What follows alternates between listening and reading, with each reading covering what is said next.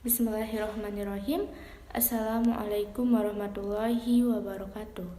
Saya ucapkan salam kepada rekan-rekan sekalian yang berada di tempat. Dan pada saat ini saya beserta rekan-rekan saya, yakni saya sendiri Mal Febrina, kemudian Putri Febriani dan Ahnaf Arkanata, kami akan mempresentasikan mengenai Women in International Forums atau perempuan pada forum internasional pada mata kuliah gender dalam hubungan internasional. Oke, baik. Selanjutnya saya akan menyampaikan mengenai gender and diplomatic relation. Yang pertama, mengenai First Diplomat Kollontai 1923. Alexandra Kollontai adalah diplomat wanita pertama pada tahun 1923. Kollontai sendiri lahir di keluarga yang kaya raya, keluarga bangsawan. Kemudian dia bersekolah di rumah, tidak pergi ke sekolah. Kemudian dia juga mengikuti sekolah seni. Kemudian pada tahun 1898 Alexandra Kollontai berangkat ke Swiss, di mana dia berkuliah di Swiss, yakni Universitas Zurich. Setahun kemudian dia pergi ke Inggris untuk mempelajari gerakan buruh. Selama Perang Dunia Pertama, ia menganjurkan secara aktif melawan Perang Dunia I. Dia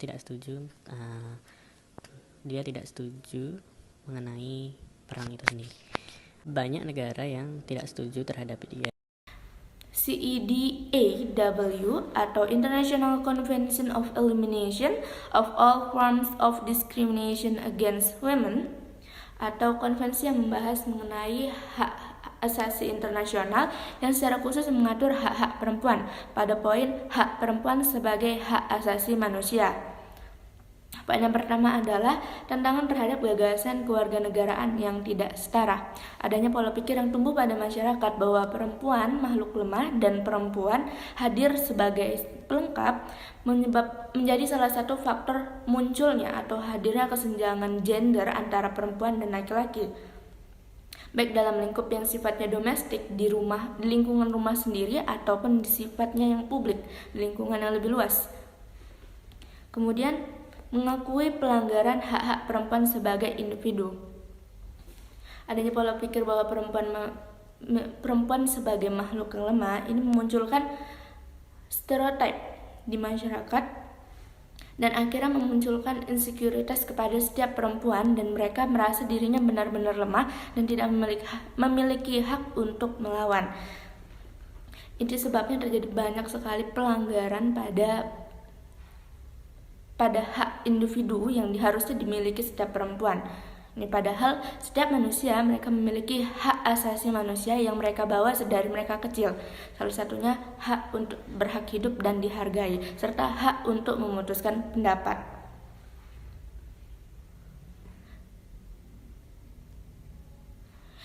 Salah satu contohnya adalah seorang suami berhak memiliki nomor pajak pribadi, sementara seorang istri mereka tidak berhak memiliki nomor pajak pribadi, melainkan pajak pribadi mereka diikutkan pada kepemilikan pajak atas suami. Kemudian pertanyaan tentang kekerasan terhadap perempuan dan perdagangan. Nah, hilangnya kepercayaan mereka sebagai wanita karena mereka selama ini menganggap dirinya lemah mengakibatkan mereka tidak memiliki otoritas pada diri mereka sendiri, sehingga perempuan rentan sekali menjadi korban kekerasan serta perdagangan manusia. Kemudian CEDAW ada Undang-Undang Internasional tentang Hak-Hak Perempuan. Poin pertama adalah alat advokasi utama. Nah, dengan ada banyaknya kasus pelecehan serta kekerasan baik itu secara fisik ataupun seksual, baik itu verbal ataupun non verbal yang telah menimpa banyak wanita di seluruh belahan dunia, ini dapat dijadikan sebagai upaya dalam membela hak-hak perempuan supaya hak perempuan dapat diperjuangkan bersama dan perempuan memiliki hak yang sama, paling tidak setara dengan laki-laki. Kemudian dan termasuk diantaranya hak-hak yang tidak dibahas dalam perjanjian lain. Salah satunya ialah hak terhadap dirinya sendiri, salah satunya mengenai tentang organ reproduksi yang mereka miliki. Kemudian kewajiban negara yang menandatangani protokol opsional dan pertanyaan mengenai penegakan. Ada banyak negara yang menandatangani mengenai konvensi ini atau CEDAW, konvensi yang membahas mengenai hak-hak perempuan, mewajibkan kepada negara-negara yang ikut menandatangani protokol ini wajib menjalankan protokol ini. Nah, yang menjadi pertanyaan adalah bagaimana penegakan konvensi ini di setiap negara. Kemudian, sejarah pengadilan kriminal internasional. Sekali lagi, kembali lagi kepada pandangan bahwa perempuan merupakan makhluk lemah, maka perempuan memunculkan stereotip pada masyarakat bahwa perempuan tidak berhak memimpin. Ini sebabnya terjadi beberapa kasus pelanggaran di lingkungan kerja kepada wanita. Salah satunya adalah pelanggaran kepada hakim perempuan. Nah, setelah diperjuangkannya hak perempuan sejak tahun 2012 hingga sekarang, sudah banyak perempuan yang memimpin atau menjadi kepala kejaksaan. Assalamualaikum warahmatullahi wabarakatuh. Baiklah, saya akan melanjutkan penjelasan dari teman saya. Di sini saya akan menjelaskan tentang Konferensi Internasional Perempuan dan peran dalam organisasi non-pemerintah. Organisasi perempuan yang bisa berkembang pada periode pemerintahan Soeharto adalah organisasi yang difasilitasi oleh pemerintah yang disebut sebagai Lembaga Swadaya Masyarakat atau LSM, seperti Dharma Wanita, Dharma Pertiwi, dan PKK, yang diciptakan untuk mendukung kebijakan pemerintah. Setelah berakhirnya pemerintah rezim militer Orde Baru tahun 1998 ditandai dengan kekerasan massal dan konflik antar kelompok yang menewaskan ratusan orang dan juga terjadi kekerasan seksual terhadap perempuan. Puluhan perempuan menjadi korban pemerkosaan dalam kerusuhan Mei tahun itu. Selain kekerasan yang kasat mata, rezim Orde Baru juga mewarisi ketidakpuasan terhadap pembangunan sosial yang terpusat baik secara geografis maupun budayaan. Kelompok kelas menengah yang berpendidikan memiliki potensi menjadi kelompok kepentingan yang kritis. Tetapi mereka punya banyak keterbatasan untuk berhubungan dengan kelas bawah. Gerakan LSM di Indonesia maupun negara yang sedang berkembang lainnya yang pada awalnya ke kiri lalu kemudian mengambil posisi gerakan di tingkat lokal untuk meningkatkan kesejahteraan masyarakat. Secara bersamaan, gerakan populis yang didukung oleh World Bank yang mendukung proyek neoliberal juga mengembangkan berbagai strategi politik yang bergerak di tingkat lokal. Mereka bergerak bersamaan dengan momentum desentralisasi politik di Indonesia dengan mengusut nilai-nilai good government. Gerakan perempuan yang juga didukung oleh kekuatan global atau ekstra lokal tersebut ikut andil pula mewarnai dinamika politik di tingkat lokal. Dalam artian ini, di tingkat kabupaten, provinsi, bahkan nasional. Program seperti program pemberdayaan yang melibatkan kelompok organisasi PKK adalah contoh nyata dari gerakan mekanisme ekstra lokal secara politik dalam mendorong terjadinya perubahan pola relasi kekuasaan di tingkat individual perempuan, keluarga, dan masyarakat. Selain itu, World Bank bersama LSM yang ada di Indonesia juga aktif dalam mempromosikan perlunya institusi publik yang menjalankan tata kelola pemerintah yang efektif. LSM yang berhadapan dengan rezim seperti itu tentu saja memiliki strategi politik gerakan yang berbeda dengan yang dilakukan di daerah lainnya dalam mendorong terjadinya perubahan ke arah yang memberi kesempatan bagi perempuan untuk memiliki akses di ranah publik. 1. Pentingnya Forum Internasional untuk Perempuan. Forum Internasional Perempuan bertujuan untuk memperjuangkan kesejahteraan antara perempuan dan laki-laki dalam aspek hukum, sosial, budaya, ekonomi, kesejahteraan, dan meningkatkan harkat martabat perempuan dengan cara meningkatkan pendidikan, usaha, dan pengembangannya. Merubah pandangan masyarakat yang bias gender terhadap perempuan dengan meningkatkan kapasitas dan produktivitas kerja perempuan melalui pendidikan formal maupun non-formal, serta pelatihan, pendampingan, dan pengkajian. Mencari peluang untuk perempuan meningkatkan peran sosial, ekonomi, terhadap keluarga dan masyarakat. Memperjuangkan keadilan dan hak-hak perempuan dalam bidang hukum dan HAM.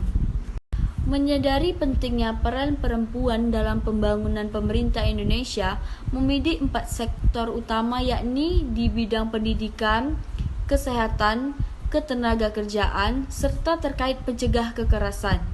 Di samping itu, langkah strategi yang disiapkan untuk mengatasi isu pemberdayaan perempuan, kesejahteraan gender, sekaligus mencapai tujuan pembangunan berkelanjutan. Di dalam bidang pendidikan, pemerintah mengimplementasikan wajib belajar 12 tahun serta menyediakan kesempatan bagi anak-anak dari keluarga miskin melalui Kartu Indonesia Pintar dan program Keluarga Harapan. Di dalam sektor kesehatan, Indonesia fokus untuk memperbaiki akses dan kualitas pelayanan kesehatan untuk ibu, anak, dan remaja, mengaktualisasikan usaha perbaikan nutrisi, mengintegrasikan kesehatan reproduksi ke dalam kurikulum pendidikan, mendorong pengetahuan dan keterampilan keluarga, serta memperbaiki akses dan kualitas keluarga berencana. Dalam bidang ketenagakerjaan, pemerintah fokus untuk memperluaskan kesempatan kerja, mendorong fleksibilitas pasar tenaga kerja, menyesuaikan gaji dengan mekanisme pasar, memperbaiki keterampilan dan kapasitas tenaga kerja dengan pelatihan untuk perempuan, dan menguatkan implementasi kebijakan tenaga kerja yang mengakomodasikan kesejahteraan gender. Yang terakhir, pencegahan kekerasan. Indonesia menargetkan peningkatan pemahaman atas definisi kekerasan dan penyeludupan perempuan, menyediakan perlindungan hukum bagi kasus kekerasan terhadap perempuan, dan meningkatkan aktivitas pelayanan bagi penyintas anak dan perempuan. Yang kedua, kekuatan organisasi non-pemerintahan pada level internasional. International Non-Government Organization atau yang disebut dengan NGO dalam perannya saat ini tidak dapat dipandang sebelah mata. Hal ini dikarenakan banyak peran NGO yang terbukti mampu memperbaiki kondisi perekonomian di beberapa negara di dunia. NGO bekerja dengan mencakup banyak aspek, baik di bidang perdagangan, politik, dan lain sebagainya. NGO juga memiliki kerjasama yang baik dengan IGO, yang merupakan aktor utama dalam interaksi global. Melihat fleksibilitas yang dimiliki NGO, maka seringkali NGO berdiri karena pemerintah sebuah negara untuk menyelesaikan permasalahan-permasalahan tertentu ketika negara tidak mampu menyelesaikan melalui IGO yang ada. Salah satu kekuatan organisasi non-pemerintah dalam memberikan perlindungan terhadap pekerja migran di Malaysia. NGO selama ini menjadi aktor hubungan internasional yang memberikan pengaruh signifikan dalam negosiasi internasional. Faktor utama mengapa NGO mampu mengakses diplomasi lingkungan dan memainkan peran yang besar di dalamnya karena karakteristik khas NGO yang mampu menjabani pengambilan keputusan dengan masyarakat yang memiliki kepentingan dalam kasus tenaga kerja Indonesia di Malaysia. Peran NGO tidak saja penting tetapi juga amat diperlukan. Selain karena kekuatan jaringan NGO yang ada di Indonesia maupun Malaysia, mereka juga memiliki data dan pengetahuan yang ada dalam persoalan ketenagakerjaan karena memiliki akses langsung terhadap TKI. NGO selama ini konsisten memperjuangkan tenaga kerja migran adalah KOP-BUMI atau Konsorsium Pembelaan Buruh Migran. Selain solidaritas perempuan yang lebih banyak menitik beratkan tenaga kerja migran perempuan. Bentuk kerjasama yang terjalin selama ini antara lain dalam aspek hal pertukaran informasi tentang situasi tenaga kerja Indonesia dalam segala aspek.